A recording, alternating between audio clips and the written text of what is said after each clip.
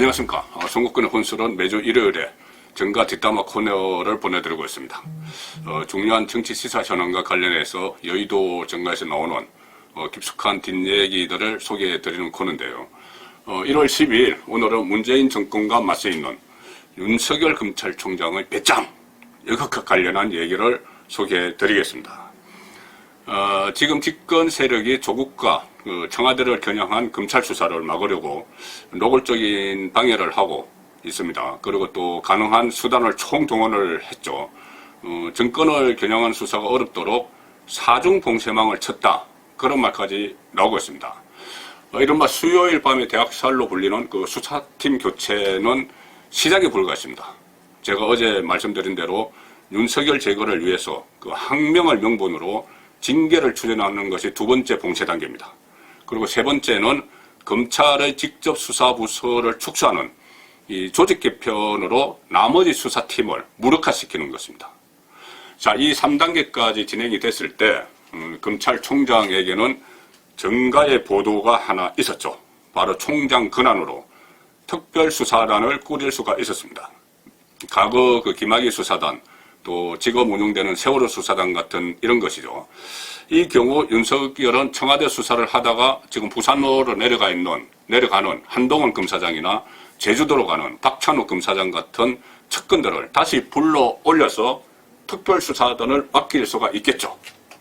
그런데 집권 세력은 이마저도 지금 봉쇄를 하려고 합니다. 마지막 4단계 봉쇄망이 되겠죠. 추미애 법무부 장관은 그제 특별 지시 형태로 검찰총장 직속 수사단 설치는 시급하고 불가피한 경우에만 법무부 장관의 승인을 받아서 설치하라, 이렇게 지시를 했습니다. 자, 이렇게 정권에 의해서 측근들이 내쫓기고 본인은 고립무원의 상태에 빠진 윤석열 검찰총장이 이 난간을 어떻게 돌파할 것인지가 지금 여의도 정가의 최대 관심사가 되고 있습니다. 그런데 이 문제와 관련해서 윤석열 총장의 첫 육성 인터뷰가 오늘 주간조선에 의해서 공개가 됐습니다. 상당히 의미 있는 대목이 나옵니다. 윤석열 총장이 1월 6일 주간조선 기자와 만나서 한 말인데요. 6일이면 인사 발표가 나기 전 이틀 전입니다. 그때 윤석열 총장은 이렇게 얘기했다고 합니다. 기자를 만나서. 인사 가지고 말이 많은데 날리면 날리는 대로 하면 되는 것이지 그것을 가지고 두려워할 필요가 없다. 자, 검찰 고위 인사가 임박한 상황이었으니까 청와대와 법무부의 인사 행포에 대해서 어느 정도 예상을 하고 있었다는 의미가 되겠죠. 아울러 정권을 향한 수사를 하는 검찰 간부들을 쳐내는 인사를 하더라도 윤석열 자신은 두려워하지도 않을 것이다, 이런 의지를 표명한 것으로 보입니다. 윤 총장은 그 인사 문제가 현재 진행되고 있는 수사에 영향을 주지는 않을 것이란 이런 뜻도 내비쳤습니다. 한번 다시 보겠습니다. 후임으로 누가 어떤 자리에 와도 잘할 사람들이다. 간부들이나 수사팀은 나 아니면 안 된다는 생각도 안 하고 내가 나가서 다른 사람이 발령을 받아온다고 하면 그 사람도 잘할 거란 생각을 한다. 있을 때 맡기던 일에 대해서 최선을 다할 뿐이다. 그렇게 말했습니다.